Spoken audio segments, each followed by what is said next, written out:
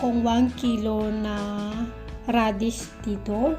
Ang gagawin ko po ay, yung kalahati po ay gagawin ko siyang white radish o yung white pickle na radish. At yung kalahati po ay gagawin ko siyang kimchi na radish. So, ayan po.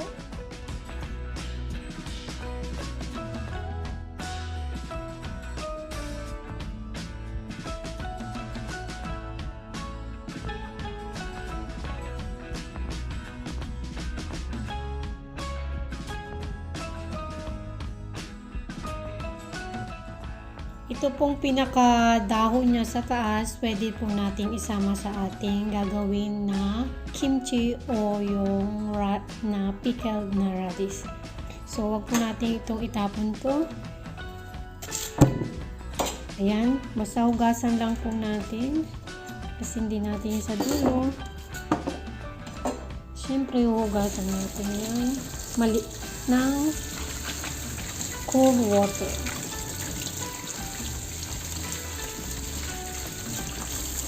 At the same time po, ito rin hugasan natin.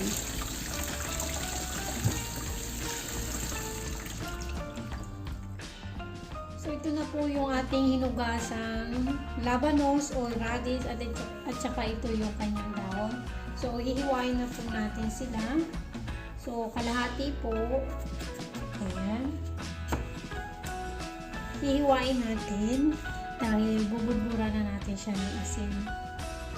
So, nasa sa inyo po kung anong gusto niyo na hiwa.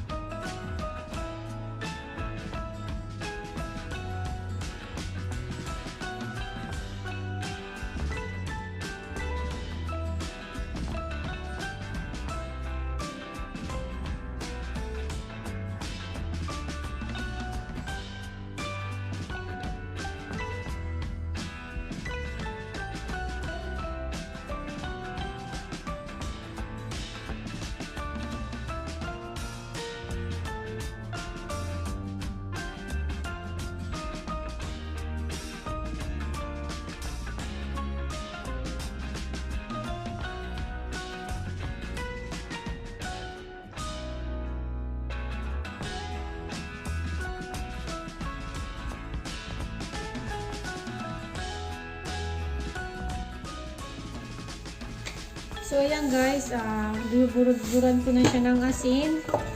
Ililid natin siya ng 30 minutes or 1 hour. Ito yung gagawin ko na radish pickle. Okay, so ililid na natin siya. Ang susunod naman po ay yung isa kanina na hiniwa natin na stripe. So, ayan, ganun din ang process siya. Lalagyan din natin siya ng asin. At ililib din natin siya ng 30 minutes to 1 hour.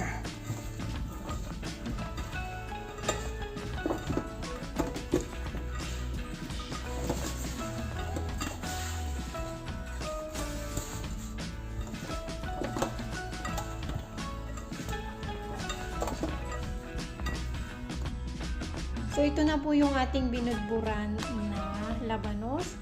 Ayan, maghihintay lang tayo siguro ng mga 30 minutes. Baka masyado siyang umalat. Ito po yung mga kailangan ko na vegetables sa paggawa ng radish pickle. So, andito po yung garlic, onion. Ayan, magdadagdag din tayo ng carrots para naman gumanda yung ating kulay ng radish pickle. At the same time, meron ako ditong spring onion at saka itong ginger.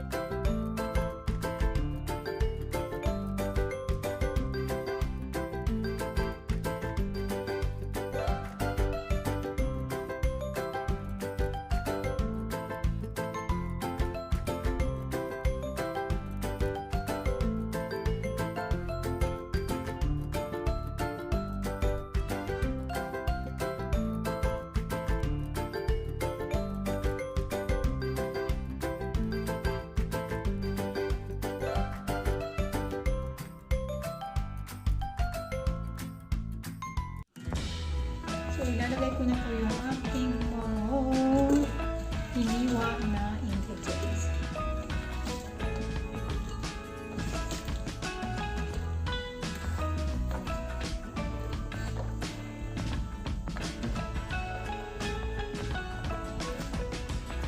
So, ito na po siya. Meron po akong 3 cups of water na nandito. Ito pong tubig na to ay pinakuluan ko na siya at malamig na siya. Ngayon ay lalagyan na natin siya ng salt.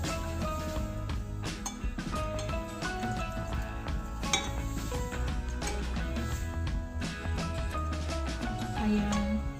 Pagkatapos natin lagyan ng salt, ay lalagyan din natin siya ng konting asukal. So, ito po maglalagay na tayo ng asukal na 1 tablespoon. Ayan. At saka 1/8 cups of 30 ml ng white vinegar. Concentrated vinegar po ito. So, ayan. Haluin lang natin. Nasa sa inyo guys kung ano yung gusto nyo na asim, mas maasim, medyo may matamis.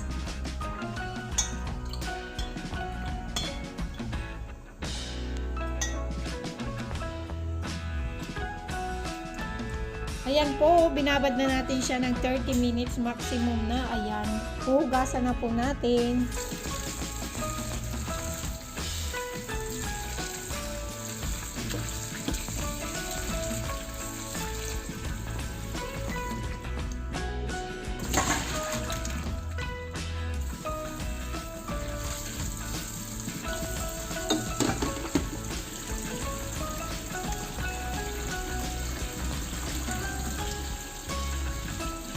Ayan po, nahugasan na natin at patutuluin natin siya.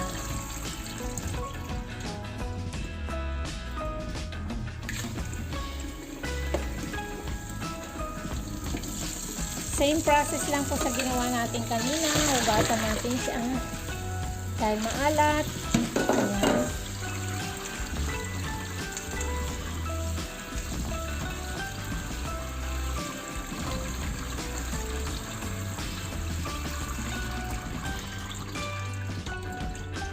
Ayan po. Pagkatapos natin, ayan na po, tapos na po yung hinugasan natin na radish. Pinatulo ko na po siya. So, ang gagawin ko po ngayon ay ilalagay ko na po yung radish ko dito. Sa aking garapon.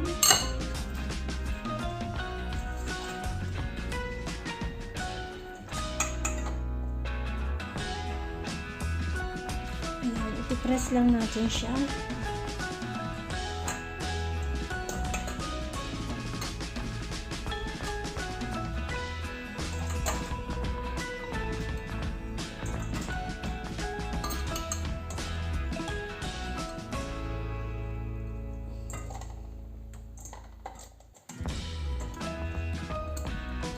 Ayan, pagkakasyahin. Ayan po. So, ang susunod po natin, ito po yung nilagyan ko kanina ng tubig na suka, asin, at saka dito yung asin. Ayan.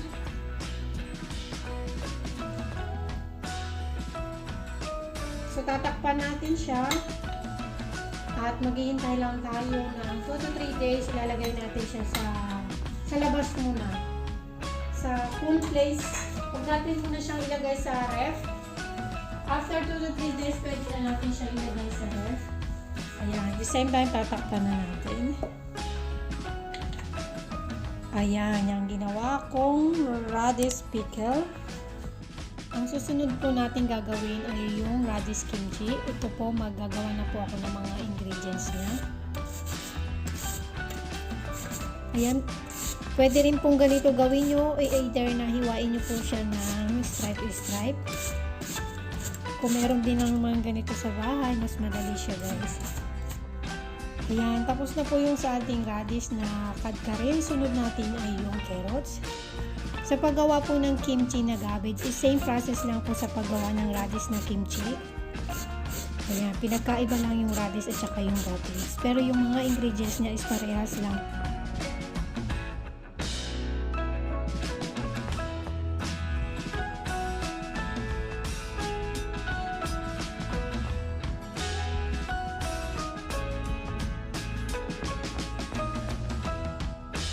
Ayan, tapos na natin siyang dikdikin.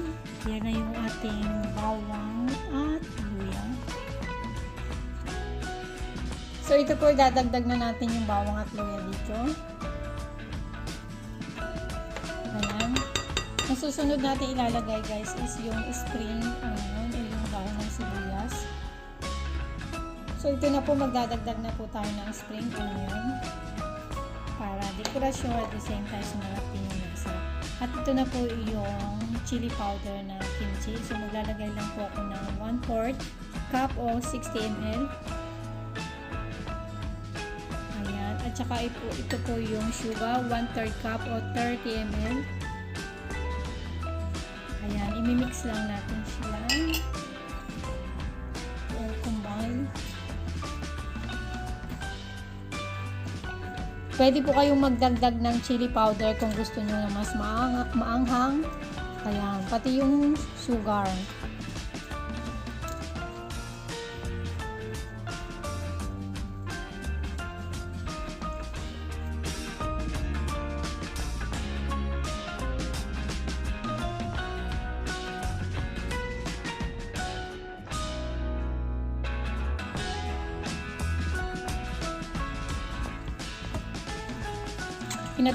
Pinatutuluan ko siya kasi kanina diba hinugasan natin.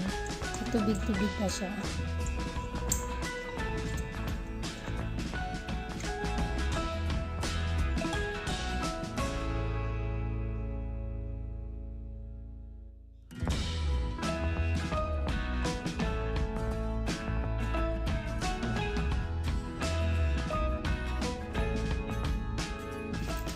Mas mainam po kung haluin natin sa kamay.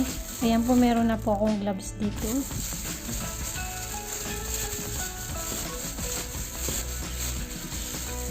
Side dish po ito. Ayan yung ginawa ko rin kanina, guys, na pickle radish. Side dish din po siya. Ayan, isa ito sa mga famous sa Korea, guys. Itong Radish Kimchi. Ayan, minix well combine ko na siya. Mapula-pula na. So, ngayon naman po, tapos ko na po siyang i-mix well combine. Ilalagay na po natin siya sa garapon.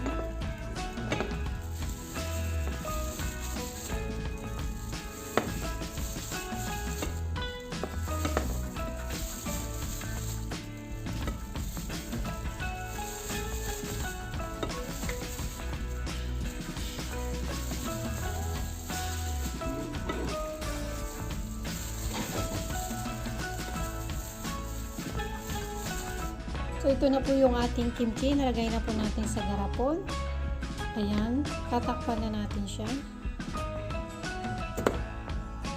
Ayan. Ayan na yung gawa natin na kimchi radish. At ito naman yung kimchi na pickle radish.